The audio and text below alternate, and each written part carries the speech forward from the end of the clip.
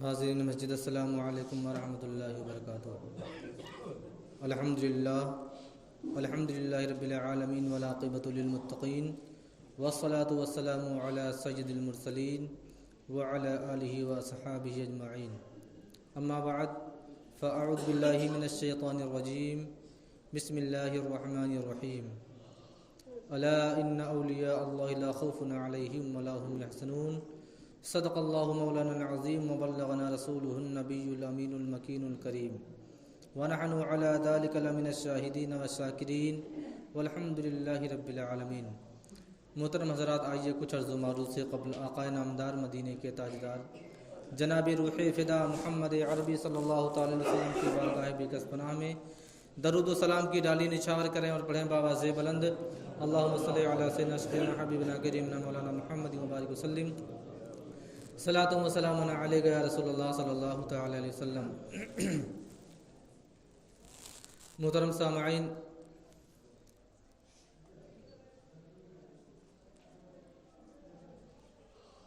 رجب المرجب کا مہینہ چل رہا ہے اور اس کی 6 تاریخ کو حضور خواجہ معین الدین چشتی اجمیری رضی اللہ تعالی عنہ کا عرس منایا جاتا ہے۔ ہندوستان کے ہر گوشے میں رہنے والا، ان سے عقیدت رکھنے والا مسلمان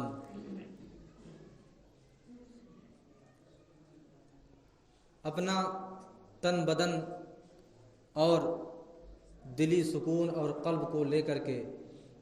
ہمیشہ کوشش کرتا ہے کہ خواجہ غریب نواز کے عرس کے موقع پر اجمیر ہی میں رہا جائے۔ بہرحال کسی کی کچھ مجبوری ہوتی ہے، کچھ حالات ایسے ہوتے ہیں جن کی وجہ سے ہر کوئی نہیں پہنچ پاتا۔ مجھ ناچیز سے بھی جو کچھ بن سکے گا آپ کی بارگاہ میں، آپ کے روبرو حضور خواجہ معین الدین چشتی اجمیری رضی اللہ تعالی عنہ کہ زندگی کے کچھ لمحات، ان کے کچھ مختصر واقعات آپ کے گوش گزار کروں گا۔ حضور خواجہ غریب نواز رضی اللہ تعالی عنہ کے بارے میں بتایا جاتا ہے کہ آپ کے بچپنے ہی کے عالم میں تقریباً آپ کی 8-10 سال یا 12 سال عمر رہی ہوگی، اسی وقت آپ کے والد کا سایہ آپ کے سروں سے ختم ہو جاتا ہے، یعنی آپ کے والد کا انتقال ہو جاتا ہے۔ حضور خواجہ غریب نواز رضی اللہ تعالی عنہ کو وراثت میں باپ کی طرف سے، باپ کی ملکیت سے جو دولت یا جو پراپرٹی میسر ہوتی ہے وہ ایک پنچکی تھی اور ایک باغ تھا۔ آپ اسی باغ کی رکھوالی کرتے، پنچکی سے باغوں کی سینچائی کرتے، یہی کرتے تھے۔ عام طریقے سے جیسے کوئی ایک پینٹ شرٹ یا کوئی اور دیگر کوئی عام آدمی ہو، حضور خواجہ غریب نواز رضی اللہ تعالیٰ عنہ سوچئے اسی طرح ایک عام آدمی تھے پہلے، لیکن اللہ رب العزت کی شان دیکھیے کہ جب کسی کو اونچے منزل تک پہنچانا ہوتا ہے تو کتنے ذریعے لگا دیتا ہے، کتنے وسیلے بنا دیتا ہے۔ آپ باغوں کی رکھوالی کر رہے تھے، پنچکی سے سینچائی کر رہے تھے، کسی بزرگ کا گزر ہوا، بزرگ نے کچھ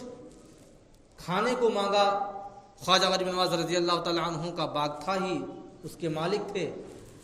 کچھ کھانے کی چیزیں، کچھ پھل انہوں نے توڑ کر کے دے دیا۔ بزرگ حضور خواجہ غریب نواز رضی اللہ تعالیٰ عنہ کے حالات سے ان کو دیکھ کر کے سمجھ گئے کہ کوئی باادب لڑکا ہے، کوئی مؤدب والا لڑکا ہے، کوئی اچھے گھرانے سے تعلق رکھتا ہے۔ بزرگ شخص کو کیا سمجھ میں آیا، انہوں نے ایک خوشہ روٹی کا ایک ٹکڑا جاتے وقت حضور خواجہ غریب نواز رضی اللہ تعالیٰ عنہ کو دے دیا اور کہا کہ بابو اس کو تناول کر لینا، کھا لینا۔ روٹی کا ایک ٹکڑا، سوچیے روٹی کے ایک ٹکڑے سے اللہ رب العزت نے ان کی دنیا ہی بدل دی۔ حضور خواجہ غریب نواز رضی اللہ تعالیٰ عنہ کا خود ہی بیان تھا کہ میں نے جیسے ہی اس روٹی کے ٹکڑے کو کھایا، میرا نظریہ، میرا رویہ اور میرے اختیارات سب کچھ بدل گئے، بالکل میرا رجحان علم دین کی طرف آ گیا، اللہ رب العزت کی طرف میرا دل ایک دم رجوع ہو گیا اور میں بس اللہ ہی اللہ کرنے کی کوشش میں لگ گیا۔ بہرحال میں ابھی 2 سالوں سے حضور خواجہ غریب نواز رضی اللہ تعالیٰ عنہ کا ایک واقعہ ہے، 2 سال سے اسی جامع مسجد کے اندر بیان کرنے کی کوشش کر رہا ہوں، لیکن حالات کچھ ایسے آتے ہیں کہ دیکھیے آج بھی اتفاقاً میں بہت لیٹ پہنچا، آخری وقت میں ایک مہمان آ گئے، 2 سال سے کوشش کر رہا ہوں، لیکن آج ہر حال میں اس کو میں بیان نہیں کر دوں گا، اگرچہ ٹائم تھوڑا زیادہ ہو جائے اس کے لیے معذرت چاہوں گا۔ تو یہ واقعہ حضور خواجہ غریب نواز رضی اللہ تعالیٰ عنہ کا بہت کم لوگ بیان کرتے ہیں، 2 لوگوں کے واقعات سے تب جا کے یہ واقعہ بنا ہے۔ حضور خواجہ قطب الدین بختیار کاکی جن کا مزار پاک دلی کی سرزمین پر ہے، حضور خواجہ غریب نواز رضی اللہ تعالیٰ عنہ کے پہلے مرید بھی ہیں اور پہلے خلیفہ بھی وہی ہیں، حضور خواجہ قطب الدین بختیار کاکی۔ دلی کی سرزمین پر حضور خواجہ غریب نواز رضی اللہ تعالیٰ عنہ نے اجمیر سے ان کو بھیجا تھا، جس طرح خواجہ غریب نواز کو میرے آقا نے ہندوستان کی سرزمین پر دین اسلام کی تبلیغ کے لیے بھیجا تھا، اسی طرح حضور خواجہ غریب نواز نے اپنے خلیفہ، اپنے پہلے مرید حضور خواجہ قطب الدین بختیار کاکی کو دین اسلام کی تبلیغ کے لیے دلی کی سرزمین پر بھیجا۔ آپ اپنی پوری زندگی میں حضور خواجہ قطب الدین بختیار کاکی پوری زندگی میں اللہ رب العزت کے بتائے ہوئے احکام کے مطابق خود چلتے رہے اور دوسروں کو چلانے کی بھی کوشش کیا، لیکن آخری عمر میں جب آپ کے سر اور داڑھی سفید ہو چکے حضور خواجہ قطب الدین بختیار کاکی کے، اور جب آپ کا چرچا اور شہرہ ہندوستان کی پوری سرزمین پر پھیل گیا، آپ اس وقت حضور خواجہ غریب نواز رضی اللہ تعالیٰ عنہ بھی باحیات تھے، آپ اجمیر کی سرزمین پر تشریف فرما تھے، اور حضور خواجہ قطب الدین بختیار کاکی دلی کی سرزمین پر دین اسلام کی تبلیغ میں ملوث اور لگاتار محنت و کوشش کر رہے تھے۔ اسی وقت غیر مسلموں کو آپ سے مخالفت ہو گئی، لوگوں کا رجحان جب ان لوگوں نے دیکھا کہ تمام لوگوں کا رجحان، مسلمانوں کا رجحان حضور خواجہ قطب الدین بختیار کاکی کی طرف جا رہا ہے تو لوگ جلنے لگے، لیکن اس وقت کے بادشاہ شمس الدین التمش تھے جو حضور خواجہ قطب الدین بختیار کاکی کے مرید بھی تھے، انہی سے بیعت بھی تھے۔ اب لوگ پروپیگنڈا تیار کرنے لگے، یہاں تک کہ ایک عورت کو تیار کر لیا، حضور خواجہ قطب الدین بختیار کاکی کو بدنام کرنے کے لیے، ان کی عزت پر کیچڑ اچھالنے کے لیے ایک عورت کو تیار کر لیا، اور غیر مسلم عورت کو تیار کیا، اور لوگوں میں چرچا یہ کیا کہ یہ کلمہ پڑھنے والی ایک مسلمان عورت ہے۔ شمس الدین التمش کا دربار ہر روز لگتا تھا، ہر لوگوں کی دعائیاں اور ان کے تمام مظالمانہ چیزیں سنی جاتی تھیں۔ شمس الدین التمش جو خواجہ قطب الدین بختیار کاکی کے مرید تھے، بادشاہ وقت تھے، ان کا بھی تختہ لگا ہوا تھا، عدالت پر بیٹھے ہوئے تھے، قاضی کو بھی رکھا گیا تھا، قاضی بھی تھا۔ جب عدالت سنی جا رہی تھی تو اتنے میں کیا شمس الدین التمش نے کے کانوں تک آواز پہنچتی ہے کہ کسی کے زور زور سے رونے کی آواز باہر سے آ رہی ہے۔ شمس الدین التمش نے کہا کہ کون رو رہا ہے؟ ایک عورت اندر آئی اور کہا حضور میری عزت تو لٹ گئی، میں تو بدنام ہو گئی، میں تو برباد ہو گئی۔ شمس الدین التمش نے کہا بات کیا ہے تو بتاؤ۔ عورت نے کہا کہ ایسے شخص کی بات ہے کہ اگر میں آپ سے کہوں بھی تو اس کے تعلق سے آپ کچھ نہیں کریں گے، درگزر کر جائیں گے۔ ایسا وہ شخص ہے کہ آپ کے بارے میں اگر میں آپ سے بتاؤں گی اس کے بارے میں کہ اس نے میرے ساتھ کیا کیا ہے تو آپ درگزر کر دیں گے، اسے کوئی سزا نہیں دیں گے۔ بہرحال جب عورت نے بتایا کہ سلطان میرے ساتھ خواجہ قطب الدین بختیار کاکی نے غیر تعلق اختیار کیے ہیں اور جس کی وجہ سے میں باحمل ہو گئی تھی اور آج میری گود میں ایک 2 ماہ کا بچہ بھی موجود ہے، یہ کسی اور کا نہیں بلکہ آپ کے پیر و مرشد حضور خواجہ قطب الدین بختیار کاکی کا بچہ ہے۔ سوچئے، شمس الدین التمش پورے ہندوستان کے بادشاہ تھے، ان کے سامنے کہا گیا اور ایسے شخص کے بارے میں کہا گیا کہ شمس الدین التمش جن سے مرید تھے، جن کے پورے پیر و مرشد حضور خواجہ قطب الدین بختیار کاکی تھے، آپ کے پیروں تلے زمین کھسک گئی، شمس الدین التمش کا چہرہ شرم سے جھک گیا۔ اور جبکہ شمس الدین التمش کے زمانے میں حضور خواجہ قطب الدین بختیار کاکی پارلیمنٹ جو اس وقت رہا ہوگا اس سے حضور خواجہ قطب الدین بختیار کاکی بہت دور رہتے تھے، دلی کی سرزمین ہی پر، لیکن شمس الدین التمش نے جب آپ سے اس سے پہلے یہ فرمایا تھا، اے پیر و مرشد آپ سے میں جدا نہیں رہ پاؤں گا،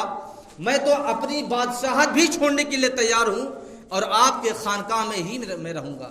تب حضور خواجہ قطب الدین بختیار کاکی نے ارشاد فرمایا تھا، اے شمس الدین اگر تم تخت نشین چھوڑ دو گے تو تم جیسا عادل بادشاہ نہیں آئے گا، کوئی ظالم اس پر بیٹھ جائے گا اور ظالمانہ حکومت کرے گا، اس وجہ سے میں خود تمہارے لیے اپنی کٹیا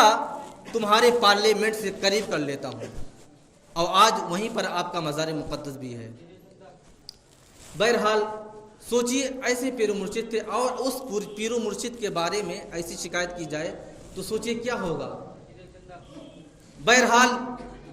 شمس الدین التمش نے کہا کہ گواہی لاؤ، عورت پہلے سے سارا پروپیگنڈا بنا ہوا تھا، تیاریاں پہلے سے ہو چکی تھی۔ شمس الدین التمش کی بارگاہ میں 4 منہ بولا مسلمان گواہ بھی لے آئے، اللہ نہ کرے کہ ایسے مسلمان ایسا کام کریں،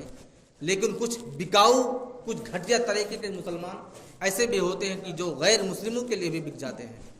آج بھی ایسا ہوتا ہے، بستی میں بھی کچھ لوگ ہیں نیتاؤں کی شکل میں۔ بہرحال گواہی پیش کی گئی، حضور خواجہ قطب الدین بختیار کاکی اپنے اس خانقاہ سے بڑی مشکل سے دربار تک پہنچے تھے، لاٹھی ٹکاتے ہوئے اس بزرگی کے عالم میں کس طریقے سے آپ اس بادشاہ کے بارگاہ میں پہنچے ہوں گے وہ تو وہی جانتے ہیں، اس سے پہلے کبھی بھی آپ اس طریقے سے نہیں گئے تھے۔ بہرحال آپ کو رسوا کیا گیا، رسوا کرنے کے لیے تمام لوگ اکٹھا ہو گئے اور گواہی جب بادشاہ نے طلب کی اس عورت سے تو گواہ بھی پیش ہو گئے، گواہی بھی لوگوں نے دے دیا کہ ہاں میں نے ان کو تہجد کے وقت ان کے کمرے میں اس عورت کو جاتے ہوئے دیکھا ہے اور انہوں نے ایسا کام کیا ہوگا۔ بہرحال حضور خواجہ قطب الدین بختیار کاکی نے کہا کہ مجھے ایک رات کی مہلت دی جائے۔ آپ تشریف لے گئے، پلٹ گئے اور رات میں رونے گڑگڑانے لگے اور حضور خواجہ قطب الدین بختیار کاکی حضور خواجہ غریب نواز رضی اللہ تعالیٰ عنہ کی بارگاہ میں ایسے ہی گڑگڑانے لگے۔ آپ تو اجمیر کی سرزمین پر تھے، لیکن سوچئے حضور خواجہ غریب نواز کی ایسی کرامت کہ حضور خواجہ قطب الدین بختیار کاکی دلی کی سرزمین پر گڑگڑا رہے ہیں اور عریضہ پیش کر رہے ہیں کہ اس بڑھاپے کی عالم میں بختیار اپنی گواہی کہاں سے لائے گا، جب آپ کی فریاد اجمیر کی سرزمین پر اسی وقت موبائل کا زمانہ نہ تھا، ٹرین کا زمانہ نہ تھا، نہ تو ہوائی جہاز تھی کہ کسی طریقے سے بات کو پہنچائی جا سکتی تھی، لیکن حضور خواجہ غریب نواز رضی اللہ تعالیٰ عنہ نے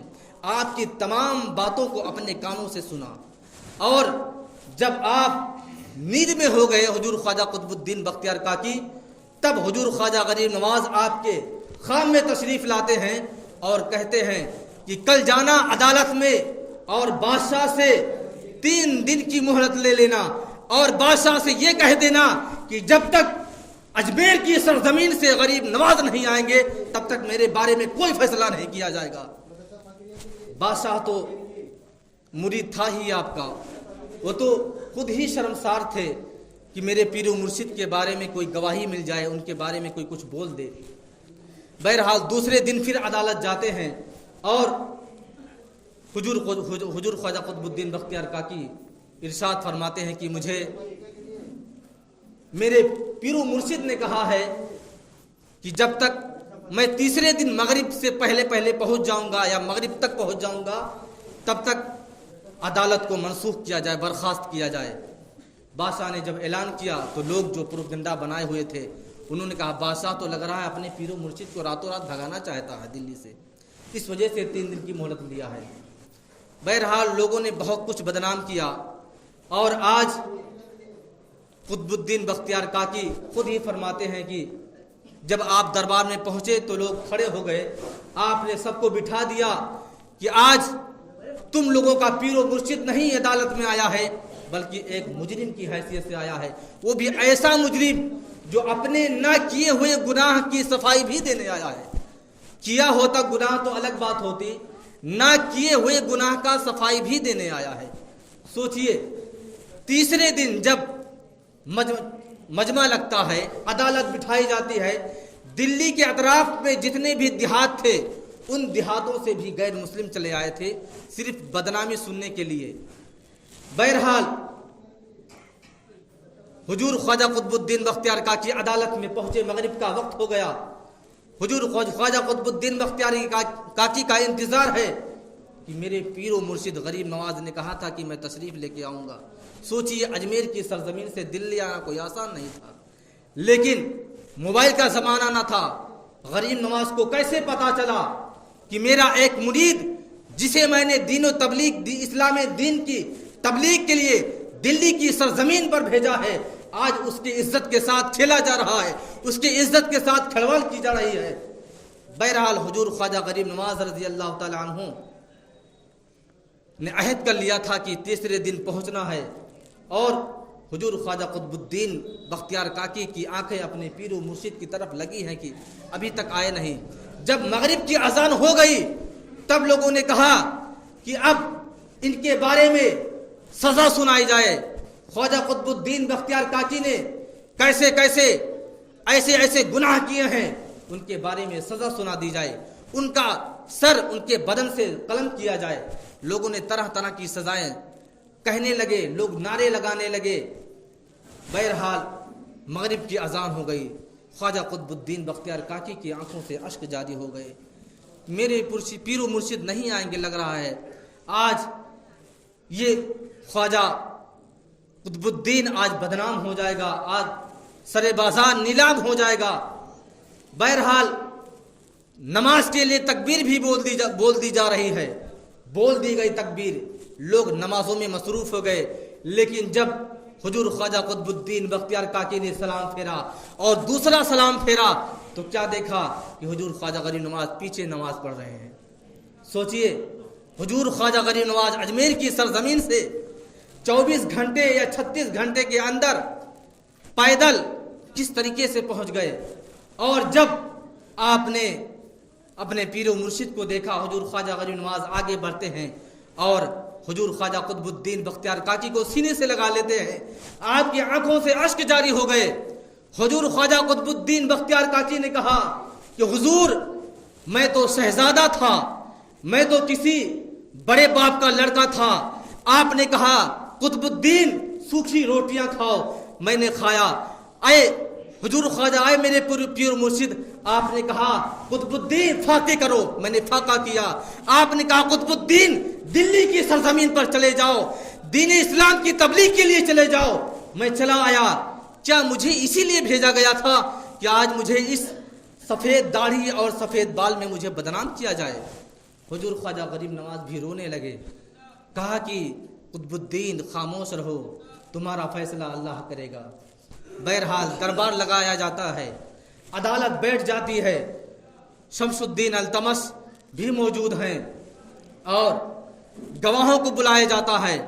جب حضور خواجہ غریب نواز کو تمام گواہوں نے دیکھا تو لوگوں کی زبانیں لڑکھڑا گئیں، بولنے سے عاجز رہ گئے، لیکن پھر بھی کسی طرح سے گواہی دے دی اور کہا غریب نواز کے سامنے کہ ہاں میں نے تہجد کے وقت اس عورت کو قطب الدین کے خانقاہ میں جاتے دیکھا ہے۔ تمام گواہیاں موجود ہو جاتی ہیں۔ غریب نواز نے کہا کہ تم اپنے گناہوں سے باز آ جاؤ، اپنے اس جھوٹ رویے سے باز آ جاؤ۔ حضور خواجہ غریب نواز نے پہلے سمجھایا لوگوں نے نہ سمجھا اور پھر مجمع سے آواز آنے لگی کہ قطب الدین بختیار کاکی کو سزائیں دی جائیں، نوٹنکی نہ کی جائے۔ حضور خواجہ غریب نواز کو جب جلال آیا تو آپ سجدے میں گر گئے اور آپ نے اپنے اللہ رب العزت سے عرض کیا، یا اے اللہ رب العزت، آپ ہی کا فرمان ہے کہ میرے نبی، میرے آخری نبی کے امتی بنی اسرائیل کے پیغمبر اور نبیوں کے برابر ہے۔ اگر اے مولا تعالیٰ، اگر تیرے آخری نبی کے امتی اگر اس وقت کے نبی کے، بنی اسرائیل کے نبی کے برابر ہیں، تو اگر کوئی بچہ یوسف کو بدنام کرنے کی گواہی دینے کے لیے کوئی 1 مہینے کا بچہ گواہی دے سکتا ہے تو آج میرے قطب الدین کے لیے کیوں نہیں دے سکتا؟ فوراً حضور خواجہ غریب نواز نے سجدے سے سر اٹھایا اور جو بچہ وہ عورت لی تھی اپنے گود میں، اس کے اوپر سے چادر کو ہٹایا اور کہا کہ اے بچے، تو ہی بتا دے تو کس کا بیٹا ہے، تو ہی بتا دے کون کہہ رہا ہے؟ سارے ہندوستان کے سلطان عطائے رسول حضور خواجہ معین الدین چشتی اجمیری، جو اجمیر کی سرزمین سے اس بڑھاپے کی عالم میں چل کر کے دہلی کی سرزمین تک پہنچے تھے، آپ نے بچے کو ارشاد فرمایا بچہ تو ہی بتا دے۔ بچہ نہیں بولا، مجمع سے آواز اٹھی کہ سزا سنائی جائے، نوٹنکی نہ کی جائے۔ فوراً غریب نواز نے پڑھا، ان اللہ علی کل شیء قدیر، میرا رب وہ رب ہے جو ہر شے پر قادر ہے، اے بچے تو ہی بتا دے۔ فوراً بچہ اٹھ کے بیٹھ گیا اور سلام کیا، السلام علیکم یا ولی اللہ، یعنی تمام اولیاء کرام جتنے لوگ مجمع میں موجود ہیں تمام کو میرا سلام ہے۔ غریب نواز نے کہا بچے سلام چھوڑ دے، پہلے تو تمام اس چیزوں کی گواہی دے دے۔ فوراً بچے نے ہاتھ اٹھایا اور انگلی کے اشارے سے کہا کہ وہ پیچھے جو ایک آدمی کھڑا ہے وہ میرا باپ ہے، اور یہ قاضی جو عدل پر بیٹھا ہے یہ بھی اس ملوث میں گرفتار ہے۔ اس پروپگنڈا میں سب سے بڑا ہاتھ اس قاضی کا ہے۔